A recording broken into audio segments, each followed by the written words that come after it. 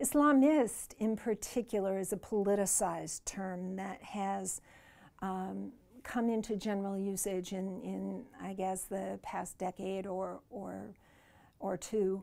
An Islamist is someone who takes the Quran in a very literal 7th century way. And I guess the best examples are the Wahhabis, who didn't even exist until the 19th century. Their leader, Wahhab, lived from the very beginning of the 18th century to the very end, 1701 or 2, something like that, to the 90s.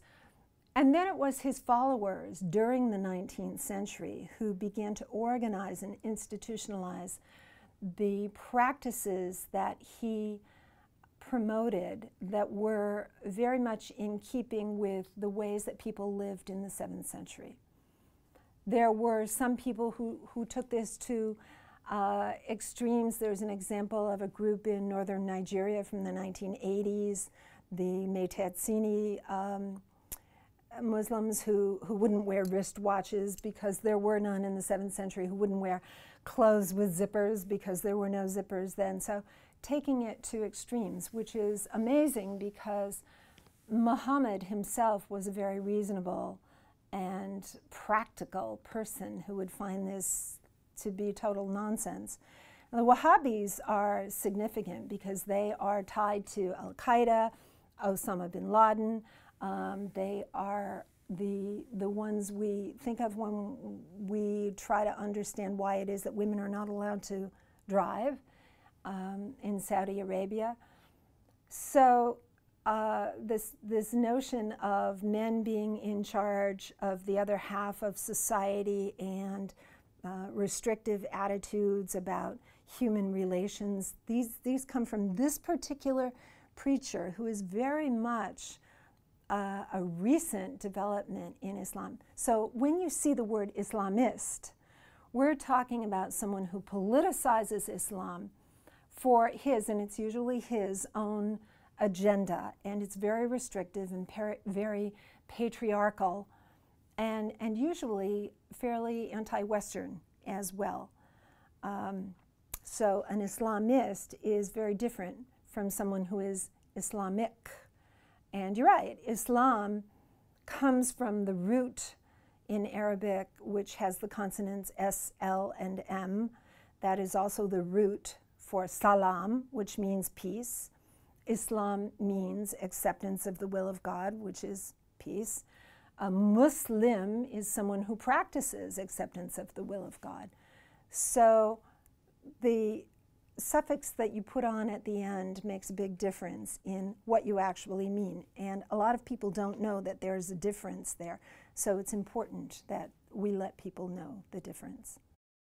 The idea that Muslims want to convert everyone in the world, well, this is news to me. I sat and talked to Muslim women in the Emir's Palace in northern Nigeria in Kano for a year and a half before any discussion of religion came up, and only then because I raised the issue, comparing rituals in Catholicism, which I knew best, with rituals in Islam.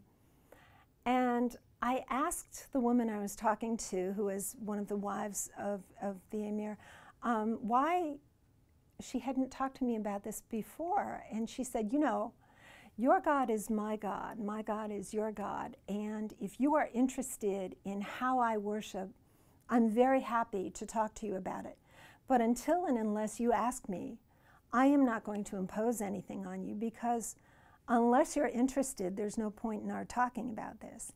And I had that response from many, many people I worked with in the field in northern Nigeria, in Morocco, people I met in Turkey, people in Ghana.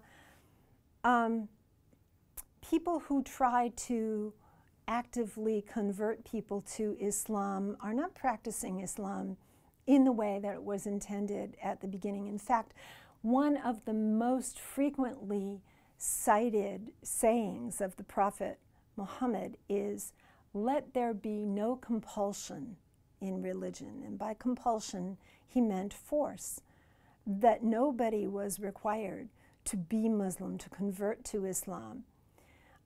As the woman in the palace explained to me, if it comes to a point where you ask me, how can I be like you? Then I will tell you about my religion, because it's my religion that makes me who I am. And that's when we can talk about religion. So a Muslim who knows the Quran and knows the stories of the Prophet Muhammad, the hadiths, will never try to force anyone to convert to Islam, especially because if you are Jewish or Christian, and more recently, even if you're not one of the Abrahamic faiths, maybe Hindu, maybe Native American, maybe Zen Buddhist, Muslim people respect other people of faith. And they are just as likely to ask you about your faith and want to learn about that. Those who are trying to convert usually are people who do not know the Quran very well. I would like to add that this word jihad is always a difficult word. Journalists in the West have glossed it as holy war, and it can be holy war, but only in the circumstance in which there is no other defense, bodily, physical defense of yourself and your family and your community. Jihad is supposed to be personal. Jihad does not mean holy war, except in that one circumstance. It means struggle. The Prophet Muhammad is known to have returned from the battlefront, and as he came home from the battlefront, he said, we have returned from the lesser jihad to the greater jihad. And what he meant by that was, now that we're not out on the battlefield, we're back at home, going about our daily business, and our personal daily struggle toward perfection is the hardest struggle that any individual can ever have.